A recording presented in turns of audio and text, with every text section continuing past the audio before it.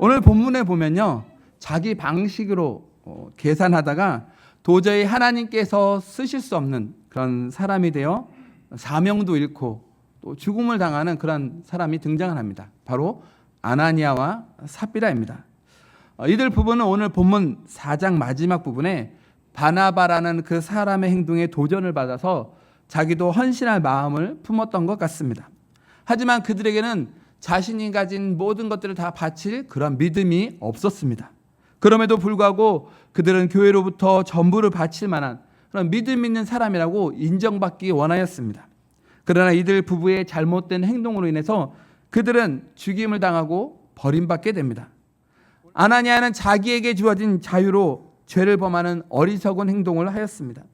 하나님은 우리에게 자유의지를 가진 존재로 만드셨습니다. 예수 그리스도를 통하여 우리에게 많은 자유를 주셨습니다. 죄로부터의 자유를 주셨고 율법으로부터의 자유를 주셨습니다. 그리고 사단의 그 사망의 권세로부터 승리하는 자유를 주셨습니다. 우리가 얻은 자유는 무조건 내 마음대로 하는 그런 자유가 아닙니다.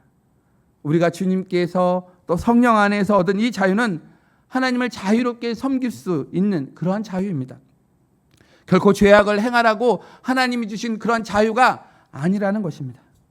그러므로 우리는 옛 잘못된 그런 죄악된 본성들을 다 버리고자 늘 우리는 말씀 앞에 서서 말씀 앞에 늘 우리 자신을 쳐서 하나님의 말씀에 우리는 복종시켜야 합니다. 그것이 바로 참 자유를 얻은 성도들의 참된 모습인 것입니다. 그런데 왜 아나니아와 삽비라는 땅을 팔아 받은 그 돈을 다 바치지 아니하고 일부만 바쳤음에도 불구하고 그렇게 거짓말을 하고 있는 것일까요? 그것은 그들 안에 속이는 존재가 있기 때문입니다. 호사다마라는 말이 있습니다. 호사다마, 좋은 일에는 탈이 많다는 그런 뜻이죠.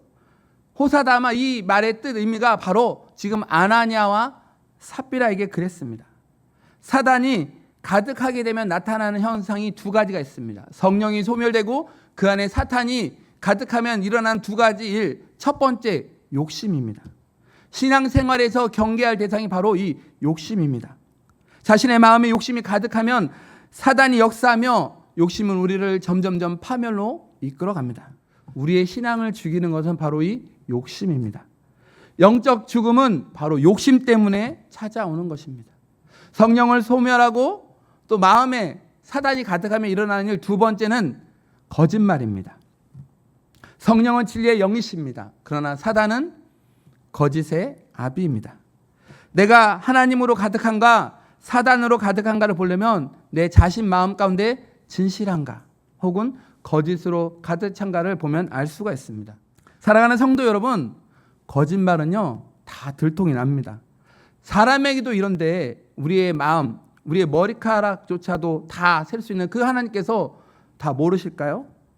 그러므로 우리는 마음의 욕심과 거짓을 회개해야 합니다. 그래서 사탄이 떠나가고 그 자리에 성령의 충만함, 은혜의 충만함으로 우리는 살아가야 합니다. 처음에 이들 부부가 처음부터 이랬을까요? 아마 그러지 않았을 것입니다. 하나님의 은혜를 입어서 하나님을 섬기는 아름다운 그러한 가정이었을 것입니다. 하지만 그 안에 시기와 질투와 또 어떤 물질에 대한 욕심이 들어오자 아주 당돌하고 완악한 사람으로 변질된 것입니다. 삽비라가 하나님께 쓰임받을 수 없는 인생이 된 것, 그것은 그녀에게 진정한 회개가 없었기 때문입니다.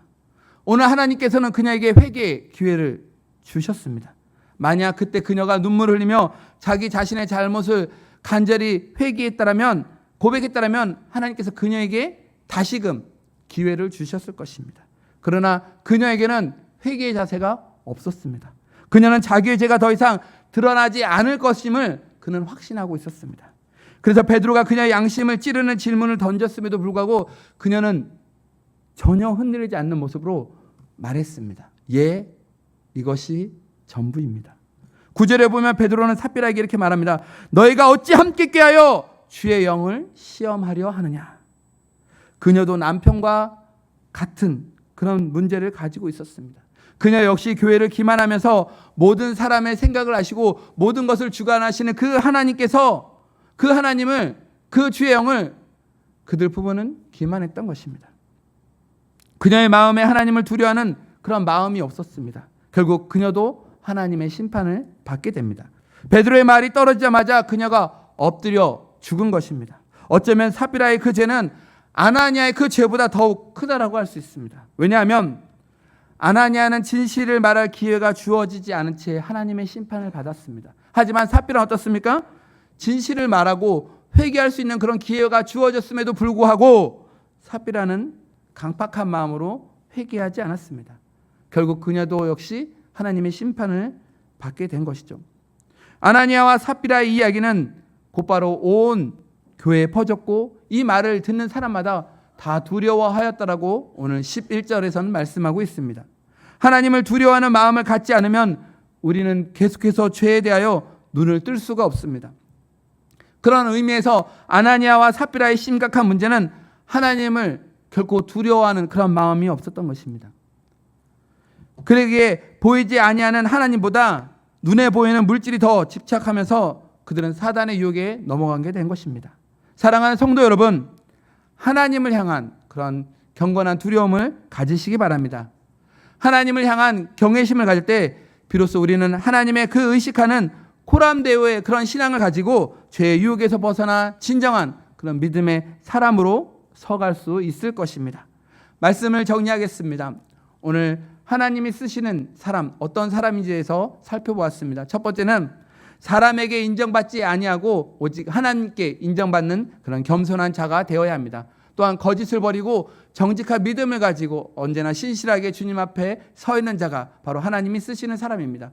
또한 성령 충만하고 또한 하나님을 늘 존경하며 또 경외하는 그런 마음을 가진 자가 하나님이 쓰시는 사람입니다.